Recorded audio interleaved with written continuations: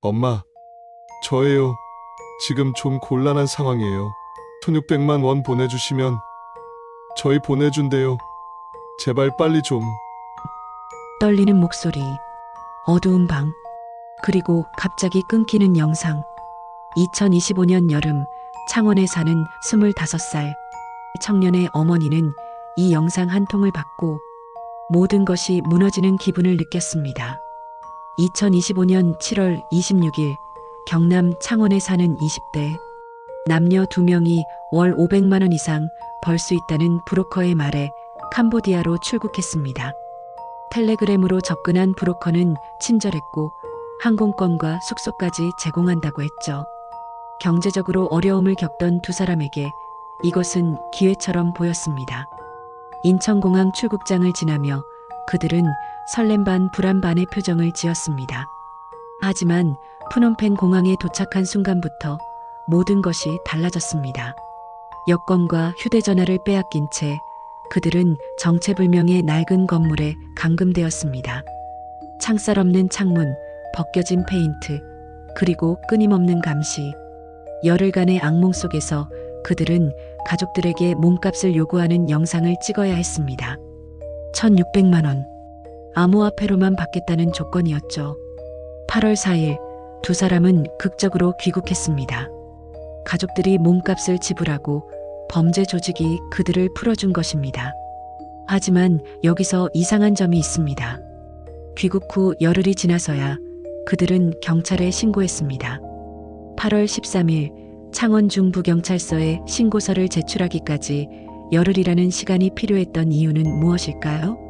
그리고 더 기묘한 사실은 경찰 진술에서 그들이 그곳에서 본 다른 한국인들에 대해서는 끝까지 침묵했다는 점입니다. 조직의 보복이 두려웠던 걸까요? 아니면 말할 수 없는 다른 이유가 있었던 걸까요? 지금 이 순간에도 수십 명의 한국인이 캄보디아를 비롯한 동남아 지역에서 실종 상태입니다. 고수익 아르바이트, 해외 취업이라는 달콤한 말 뒤에 숨겨진 잔혹한 현실, 그리고 돌아온 이들이 끝내 말하지 않는 진실. 지금부터 창원발 캄보디아 납치 사건의 전말을 추적합니다. 그들이 겪은 열흘, 그리고 그들이 말하지 않는 것에 대하여.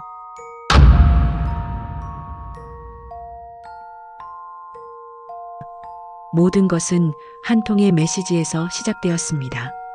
2025년 7월 중순, 창원에 사는 25살 김민수는 인스타그램 DM으로 한 통의 메시지를 받았습니다. 안녕하세요.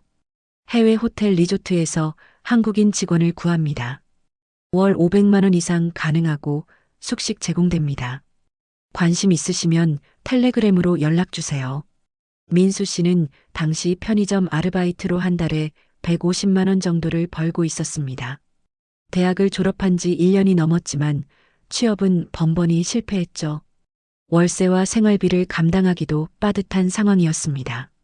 500만 원이라는 숫자는 그에게 너무나 매력적이었습니다. 같은 시기 민수 씨의 대학 동기였던 24살 박지혜 씨도 비슷한 메시지를 받았습니다. 그녀는 카페 아르바이트를 하며 학자금 대출을 갚고 있었죠. 두 사람은 우연히 같은 카페에서 만나 이 이야기를 나눴습니다. 너도 그 메시지 받았어. 나 텔레그램으로 연락해봤는데 진짜 괜찮은 것 같아.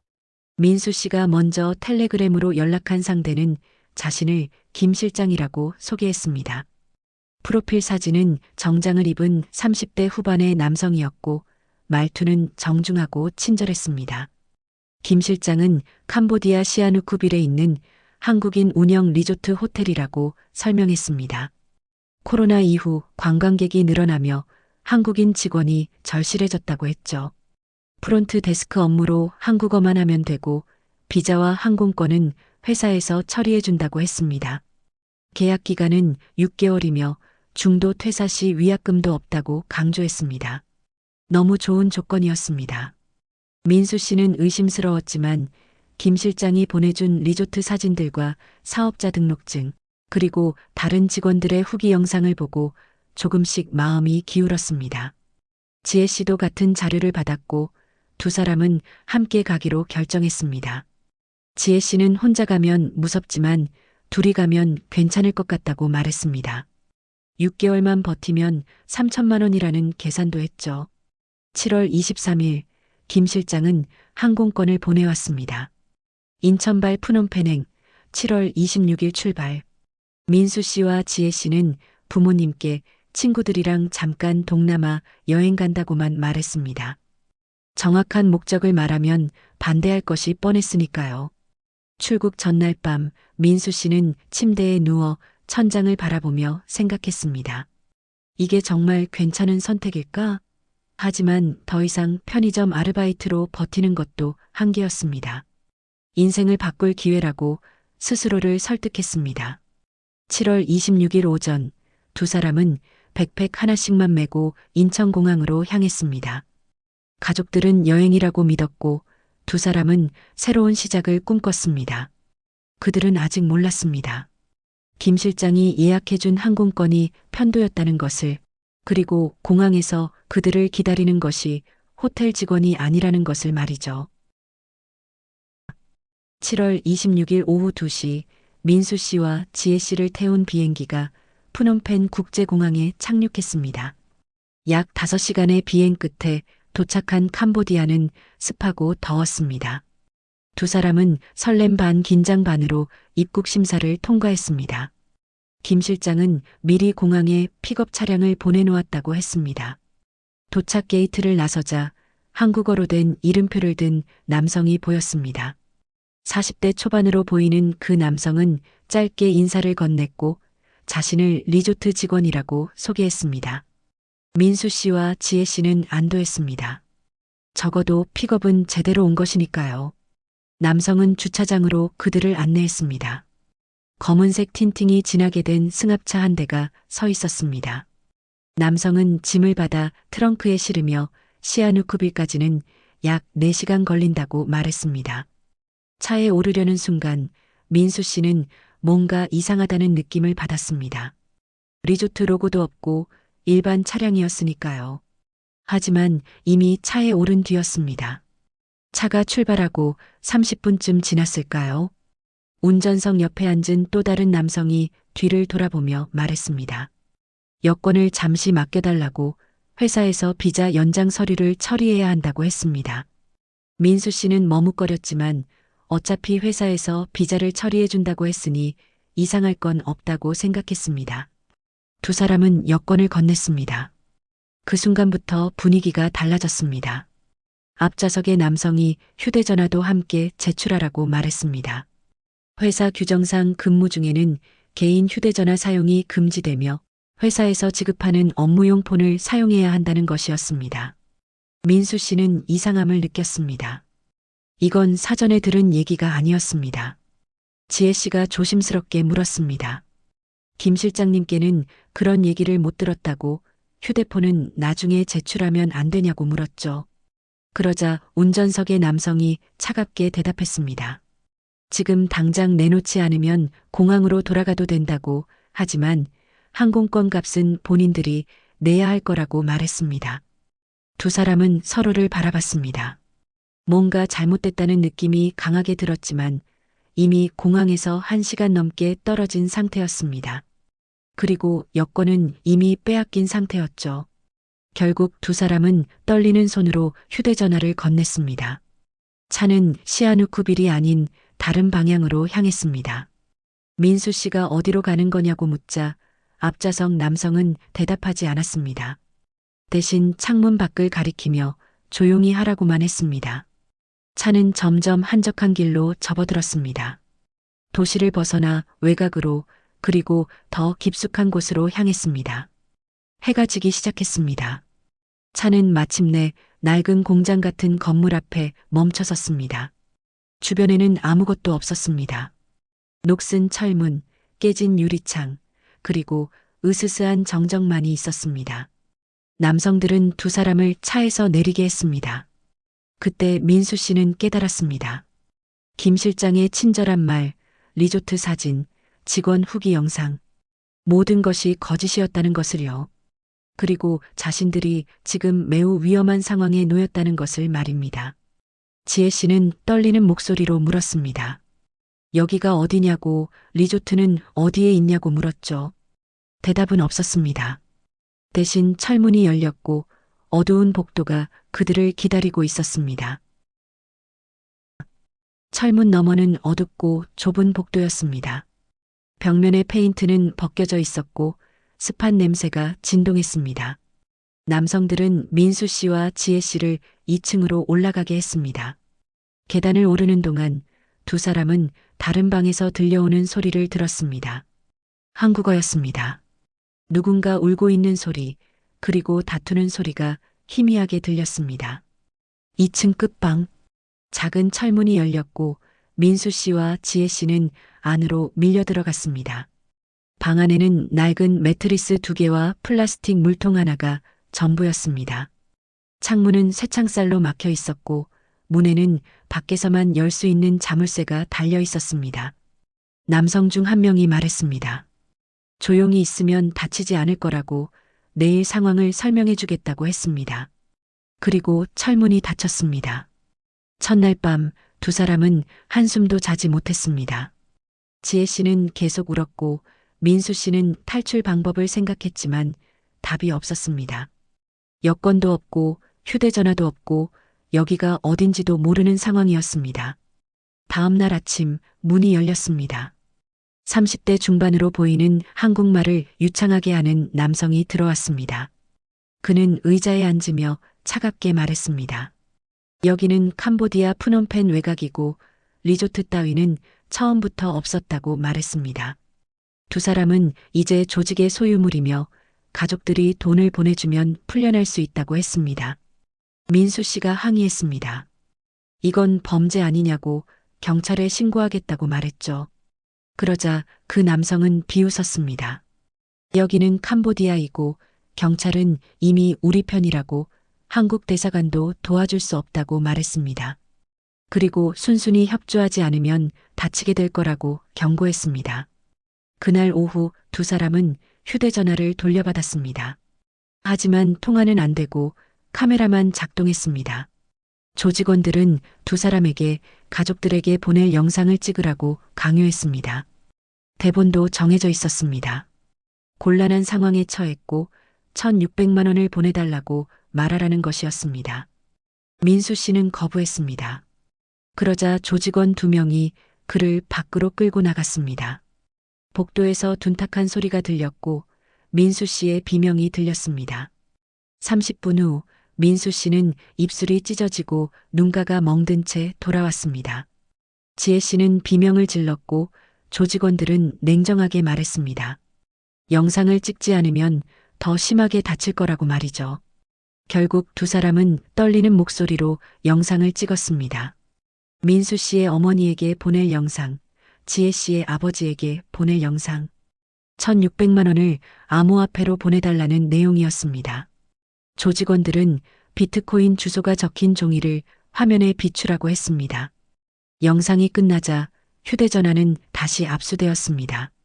그날부터 민수 씨와 지혜 씨의 악몽이 시작되었습니다. 하루에 2번 빵과 물만 제공되었습니다.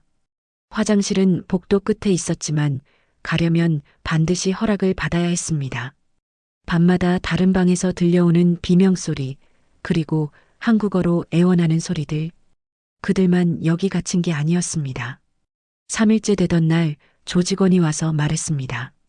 가족들에게 영상이 전송되었지만 아직 돈이 들어오지 않았다고 빨리 돈을 보내라고 다시 연락하라고 했습니다. 민수 씨와 지혜 씨는 다시 한번 영상을 찍어야 했습니다. 이번에는 더 절박하게, 더 간절하게 말했습니다. 시간이 얼마나 지났는지 알 수 없었습니다. 창문 너머로 보이는 하늘로만 낮과 밤을 구분할 수 있었습니다. 그리고 두 사람은 생각했습니다. 과연 여기서 살아서 나갈 수 있을까? 7월 28일 오후 민수 씨의 어머니는 카카오톡으로 한 통의 영상을 받았습니다. 알 수 없는 번호에서 온 메시지였습니다. 영상을 재생하는 순간 그녀는 비명을 질렀습니다. 화면에는 얼굴이 멍든 아들이 떨리는 목소리로 도움을 요청하고 있었습니다. 똑같은 시각 지혜 씨의 아버지도 똑같은 영상을 받았습니다. 동남아 여행을 간다던 딸이 낯선 방에서 울며 돈을 보내달라고 애원하고 있었습니다. 화면에는 비트코인 주소가 함께 표시되어 있었고 1,600만 원을 보내지 않으면 다칠 수도 있다는 경고가 적혀 있었습니다. 두 가족은 즉시 서로에게 연락했습니다. 민수와 지혜가 함께 출국했다는 사실을 확인한 뒤 그들은 급히 만났습니다. 영상을 다시 확인하며 두 가족은 경찰에 신고할지 고민했습니다. 하지만 영상 말미에는 경고가 있었습니다. 경찰에 신고하면 절대 살아서 돌아올 수 없다는 협박이었습니다. 민수 씨의 어머니는 혼자 사는 60대 여성이었습니다. 편의점에서 야간 근무를 하며 생활하고 있었고 예금은 거의 없었습니다. 1,600만 원은 그녀에게 천문학적인 금액이었습니다. 지혜 씨의 아버지는 작은 자영업을 운영하고 있었지만 코로나 이후 경영이 어려워진 상태였습니다. 그에게도 1,600만 원은 쉽게 마련할 수 없는 돈이었습니다. 하지만 선택의 여지가 없었습니다. 두 가족은 친척들에게 돈을 빌리기 시작했습니다. 사정을 설명하자 몇몇 친척들은 사기일 수도 있다며 경찰에 신고하라고 조언했습니다. 하지만 민수 씨의 어머니는 고집했습니다. 만에 하나 영상이 진짜라면 경찰 신고로 아들이 위험해질 수 있다고 생각했으니까요. 이틀 동안 두 가족은 800만 원씩 총 1,600만 원을 모았습니다. 집을 담보로 대출을 받고 친척들에게 빌리고 가진 예금을 모두 털었습니다. 하지만 문제가 있었습니다. 조직이 요구한 건 암호화폐였습니다. 60대 여성과 50대 자영업자에게 비트코인은 생소한 것이었습니다. 7월 30일 두 가족은 암호화폐 거래소를 찾아갔습니다. 직원의 도움을 받아 계정을 만들고 신분 인증을 거쳤습니다. 그리고 은행에서 이체한 1,600만 원으로 비트코인을 구매했습니다. 당시 환율로 약 0.3 비트코인이었습니다. 영상에 나온 주소로 비트코인을 보내는 순간 민수 씨의 어머니는 손이 떨렸습니다. 평생 모은 돈이 숫자 몇 개로 사라지는 순간이었습니다. 전송 버튼을 누른 뒤 그녀는 주저앉아 울었습니다. 지혜 씨의 아버지도 고개를 떨구고 있었습니다. 거래가 완료된 건 7월 30일 오후 6시였습니다. 그리고 두 가족은 기다렸습니다. 아무런 연락도 없었습니다. 하루가 지나고 이틀이 지났습니다. 민수와 지혜로부터는 아무런 소식이 없었습니다. 조직으로 추정되는 번호로 연락을 시도했지만 이미 차단된 상태였습니다. 8월 2일 민수 씨의 어머니는 더 이상 참을 수 없었습니다. 그녀는 경찰서에 가려고 했습니다. 하지만 지혜 씨의 아버지가 말렸습니다.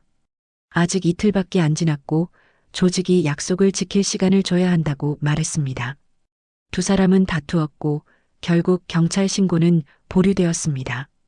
그날 밤 두 가족은 각자의 집에서 잠을 이루지 못했습니다. 1,600만 원을 보냈는데 아무 소식이 없다면 어떻게 하나? 정말 사기였다면 어떻게 하나? 아이들이 이미 다쳤다면 어떻게 하나? 끝없는 불안과 후회가 그들을 짓눌렀습니다. 그리고 8월 4일 새벽 민수 씨의 어머니 휴대전화가 울렸습니다. 알 수 없는 국제 전화였습니다. 8월 4일 새벽 4시 민수 씨의 어머니가 받은 전화는 아들이었습니다. 목소리는 지쳐 있었지만 살아 있었습니다. 민수 씨는 짧게 말했습니다. 자신과 지혜가 풀려났고 지금 푸놈펜 시내에 있으며 오늘 귀국 비행기를 탈 수 있다고 했습니다. 통화는 30초 만에 끊겼습니다. 민수 씨의 어머니는 즉시 지혜 씨의 아버지에게 연락했습니다. 두 가족은 반신반의하며 인천공항으로 향했습니다. 과연 아이들이 정말 돌아올까? 혹시 또 다른 함정은 아닐까? 불안과 기대가 교차했습니다. 같은 시각 캄보디아 푸놈펜. 민수 씨와 지혜 씨는 시내 한 카페 앞에 서 있었습니다. 조직원들은 새벽에 그들을 낡은 건물에서 내보냈습니다. 여권과 휴대전화를 돌려주며 공항으로 가라고 했습니다. 하지만 경고도 함께였습니다. 경찰에 신고하면 가족들이 위험해질 수 있다고 한국에 돌아가서도 입 조심하라고 말했습니다. 두 사람은 택시를 타고 푸놈펜 국제공항으로 향했습니다. 8일간의 악몽. 그 시간은 마치 8년처럼 길게 느껴졌습니다. 택시 안에서 민수 씨와 지혜 씨는 거의 말이 없었습니다. 무사히 한국에 도착할 수 있을까? 조직이 정말 풀어줄까? 공항에 도착할 때까지도 불안은 계속되었습니다. 공항에서 두 사람은 당일 출발하는 인천행 항공권을 구매했습니다. 신용카드 한도가 남아있어서 다행이었습니다. 출국 심사를 통과하는 순간까지도 누군가 뒤에서 막지 않을까 두려웠습니다. 하지만 아무 일도 일어나지 않았습니다. 비행기는 정상적으로 이륙했습니다. 8월 4일 오후 5시 인천공항 입국장. 민수 씨와 지혜 씨가 나타났습니다. 두 가족은 달려가 아이들을 끌어안았습니다. 민수 씨의 어머니는 아들의 얼굴을 쓰다듬으며 울었습니다. 눈가의 멍은 아직 가시지 않았고 입술의 상처도 남아 있었습니다. 지혜 씨는 말없이 아버지의 품에 안겨 울기만 했습니다. 공항에서 집으로 돌아가는 차 안. 가족들은 물었습니다. 무슨 일이 있었냐고, 누가 그랬냐고, 어디에 갇혀 있었냐고 물었습니다. 하지만 민수 씨와 지혜 씨는 구체적으로 대답하지 않았습니다. 그냥 사기였다고, 감금되었다가 풀려났다고만 말했습니다. 이상한 점이 있었습니다. 두 사람 모두 무언가를 숨기고 있는 것처럼 보였습니다. 질문을 회피했고 눈을 마주치지 않았습니다. 특히 그곳에 다른 사람도 있었냐는 질문에는 아예 대답하지 않았습니다. 며칠이 지났습니다. 민수 씨와 지혜 씨는 집에만 있었습니다. 외출도 거의 하지 않았고 밤에는 악몽에 시달렸습니다. 가족들은 경찰에 신고하자고 했습니다. 범죄자들을 잡아야 하고 다른 피해자도 있을 수 있다고 말했습니다. 하지만 두 사람은 강하게 거부했습니다. 경찰에 신고하면 안 된다고, 조직이 보복할 수 있다고 말했습니다. 민수 씨의 어머니는 의아했습니다. 이미 한국에 돌아왔는데 조직이 어떻게 보복한다는 걸까요?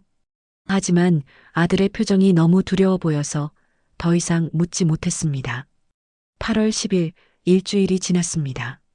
지혜 씨의 아버지는 더 이상 참을 수 없었습니다. 그는 딸 몰래 창원 중부경찰서에 전화했습니다. 상담을 받은 후 그는 민수 씨 가족과 다시 만났습니다. 신고를 해야 한다고, 이건 중대한 범죄이고 방치할 수 없다고 설득했습니다. 결국 8월 13일 귀국한 지 열흘 만에 두 가족은 경찰서를 찾았습니다. 민수 씨와 지혜 씨는 마지못해 따라갔습니다. 경찰 조사실에서 그들은 진술했습니다. 브로커에게 속았고 캄보디아에서 감금되었으며 몸값을 지불하고 풀려났다고 말했습니다. 하지만 경찰의 질문에 두 사람은 여전히 뭔가를 숨기고 있었습니다. 정확한 감금 장소를 물으면 애매하게 대답했고 조직원의 인상착의를 물으면 기억나지 않는다고 했습니다. 그리고 가장 중요한 질문, 그곳에 다른 한국인 피해자가 있었냐는 질문에 두 사람은 고개를 저었습니다. 보지 못했다고, 자신들만 있었다고 말했습니다. 하지만 그건 거짓말이었습니다. 창원 중부경찰서는 민수 씨와 지혜 씨의 신고를 받고 즉시 수사에 착수했습니다. 캄보디아 한국 대사관과 경찰청 국제협력관실에 사건을 통보했고 외교부 영사 콜센터와도 공조를 시작했습니다. 하지만 수사는 쉽지 않았습니다. 두 사람의 진술이 너무 애매했기 때문입니다. 정확한 감금 장소도 모르고 조직원의 신원도 불분명했습니다. 브로커 김 실장의 텔레그램 계정은 이미 삭제된 상태였고 추적이 불가능했습니다. 비트코인 주소를 역추적했지만 여러 개의 지갑을 거쳐 세탁된 흔적만 보였습니다. 단서가 거의 없었습니다. 그런데 수사 중에 놀라운 사실이 드러났습니다. 비슷한 시기에 다른 지역에서도 똑같은 피해 신고가 접수되고 있었던 것입니다. 8월 19일 경북 상주에서 30대 남성이 캄보디아 출국 후 실종되었다는 신고가 들어왔습니다. 그는 닷새 후 텔레그램 영상통화로 가족에게 2천만 원을 보내달라고 말한 뒤 연락이 끊겼습니다. 8월 말 광주에서는 20대 남성이 2달 전 태국으로 출국한 뒤 행방불명되었다는 신고가 접수되었습니다. 가족들은 그가 태국에서 캄보디아로 이동했을 것으로 추정했고 최근 모르는 번호로 살려달라는 전화가 왔다고 진술했습니다. 9월 초 충북에서는 아들이 친구 2명과 캄보디아 여행을 갔다가 푸놈펜의 한 건물에서 감시받고 있다는 신고가 들어왔습니다. 강원 원주에서도 6월에 캄보디아로 출국한 20대 남성이 9월 중순 이후 연락이 두절되었다는 실종 신고가 접수되었습니다. 경찰은 충격을 받았습니다. 이건 단순한 개별 사건이 아니었습니다. 조직적이고 광범위한 납치 범죄였습니다. 그리고 피해자는 계속 늘어나고 있었습니다. 8월에 발생한 박모 씨 살해 사건이 언론에 보도되면서 국민적 공분이 일었고 더 많은 실종 신고가 쏟아졌습니다. 경찰은 다시 민수 씨와 지혜 씨를 불렀습니다. 그리고 물었습니다. 정말 다른 피해자를 보지 못했냐고, 혹시 무언가 숨기는 게 있냐고 물었습니다. 두 사람은 여전히 부정했습니다. 하지만 경찰은 확신했습니다. 이들이 뭔가를 숨기고 있다고 말이죠. 9월 중순 민수 씨가 마침내 입을 열었습니다. 가족들도 없는 자리에서 경찰관 단 둘만 있는 조사실에서 그는 진실을 털어놓았습니다. 그곳에는 다른 한국인들이 있었다고, 적어도 5-6명은 보았다고 말했습니다. 민수 씨의 진술은 충격적이었습니다. 그 건물에는 여러 개의 방이 있었고 각 방마다 한국인들이 감금되어 있었습니다. 어떤 사람은 몇 달째 갇혀 있는 것처럼 보였고 어떤 사람은 폭행으로 심각한 부상을 입은 상태였습니다. 복도를 지날 때마다 다른 방에서 들려오는 한국어, 울음소리, 비명소리를 들었다고 말했습니다. 경찰이 물었습니다. 왜 진작 말하지 않았냐고, 왜 거짓말을 했냐고 물었습니다. 민수 씨는 떨리는 목소리로 대답했습니다. 조직원들이 경고했다고, 만약 다른 피해자에 대해 말하면 가족들이 위험해진다고, 그리고 자신들도 다시 잡혀갈 수 있다고 협박했다고 말했습니다. 석방되기 직전 조직원들은 민수 씨와 지혜 씨에게 명확히 지시했습니다. 경찰에 신고해도 좋지만 절대 다른 피해자에 대해서는 언급하지 말라고, 건물의 위치나 조직원의 신원도 절대 상세히 밝히지 말라고 경고했습니다. 만약 약속을 어기면 한국에서도 찾아낼 수 있다고 위협했습니다. 민수 씨는 조직이 한국 내에도 협력자가 있다고 믿었습니다.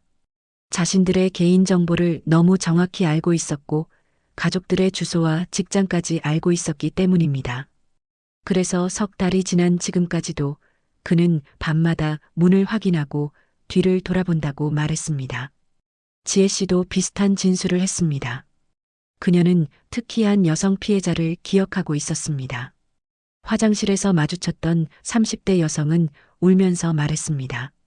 자신은 석 달째 갇혀 있고 가족들이 돈을 보냈는데도 풀려나지 못하고 있다고 말했습니다. 그 여성의 얼굴을 잊을 수가 없다고 지혜 씨는 고개를 떨구며 말했습니다. 경찰은 이 진술을 바탕으로 수사를 확대했습니다. 하지만 여전히 구체적인 단서는 부족했습니다. 그리고 가장 큰 문제는 지금 이 순간에도 그 건물 어딘가에 한국인들이 갇혀 있을 수 있다는 것이었습니다. 캄보디아 현지 수사도 진행되고 있었습니다. 한국 경찰의 요청을 받은 캄보디아 당국은 푸놈펜과 시아누쿠빌 일대의 의심 건물들을 수색하기 시작했습니다. 하지만 조직은 이미 움직인 뒤였습니다. 민수 씨와 지혜 씨가 설명한 위치의 건물은 텅 비어 있었습니다. 8월 중순 캄보디아에서 충격적인 소식이 전해졌습니다. 한국인 대학생 박모 씨가 캄보디아 범죄단지에서 고문당해 살해당한 사건이 발견된 것입니다. 박 씨 역시 고수익 알바를 찾다가 캄보디아로 유인되었고 몸값을 내지 못해 살해당한 것으로 추정되었습니다. 이 사건이 언론에 보도되면서 한국 사회는 충격에 빠졌습니다. 단순한 납치가 아니라 살인까지 벌어지고 있었던 것입니다. 국민적 공분이 일었고 정부는 긴급 대책 마련에 나섰습니다. 9월 들어 캄보디아 깜포지방검찰청은 박씨 살인 사건과 관련해 30대에서 40대 중국인 3명을 살인과 사기 혐의로 구속 기소했습니다. 수사 과정에서 조직의 실체가 드러나기 시작했습니다. 이들은 중국계 범죄 조직으로 캄보디아 전역에 여러 개의 거점을 두고 있었습니다. 조직의 수법은 치밀했습니다. 먼저 한국인 브로커를 고용해 SNS와 텔레그램으로 피해자를 물색합니다. 경제적으로 어려운 20대에서 30대를 주로 타깃으로 삼았죠. 고수익 알바, 해외 취업이라는 미끼로 유인한 뒤 현지에서 여권과 휴대전화를 압수하고 감금합니다. 그리고 가족들에게 몸값을 요구하는데 반드시 암호화폐로 받습니다. 추적이 어렵기 때문입니다. 보통 1,000만 원에서 2천만 원 사이를 요구하며 가족들이 돈을 보내면 피해자를 풀어줍니다. 하지만 돈을 내지 못하거나 경찰에 적극적으로 협조하려는 피해자는 폭행하거나 심지어 살해하기도 했습니다. 더 충격적인 사실은 이 조직이 캄보디아뿐만 아니라 라오스, 미얀마, 태국 등 동남아 전역에 네트워크를 갖추고 있다는 것이었습니다. 한 나라에서 수사가 시작되면 다른 나라로 거점을 옮겨 범행을 이어갔습니다. 사실상 국경을 넘나드는 초국적 범죄 조직이었습니다. 10월 중순 한국 정부는 위성락 국가안보실장 주재로 관계부처 TF 회의를 개최했습니다. 감금된 한국인들의 신속한 송환을 최우선 과제로 삼았고 범법 행위에 대한 조치는 당연하지만 인도적 차원에서 위험에 처한 국민들을 먼저 구출해야 한다고 강조했습니다. 외교부와 경찰청은 수사 당국 관계자들을 현지에 급파하기로 결정했습니다. 캄보디아 당국과의 수사 공조를 강화하고 실종된 한국인들의 소재를 파악하기 위해서였습니다. 하지만 현실은 녹록지 않았습니다.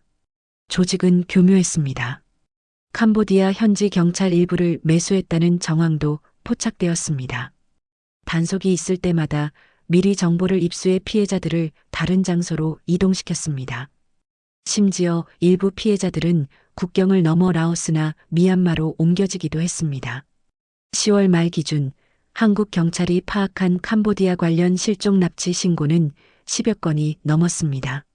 하지만 이는 신고된 사건만 집계한 것이고 실제로는 훨씬 더 많은 피해자가 있을 것으로 추정되었습니다. 가족들이 보복이 두려워 신고하지 못하거나 아예 연락이 끊긴 경우도 많았기 때문입니다. 민수 씨가 봤다는 대여섯 명의 피해자들은 어떻게 되었을까요? 그들은 지금 어디에 있을까요? 가족들은 돈을 보냈을까요? 아니면 아직도 그 어둡고 좁은 방에 갇혀 있을까요? 이 질문에 대한 답은 아무도 모릅니다. 확실한 건 단 하나입니다. 지금 이 순간에도 어딘가에서 한국인이 도움을 기다리고 있다는 것입니다. 2025년 10월 현재 민수 씨와 지혜 씨는 창원에서 조용히 살고 있습니다.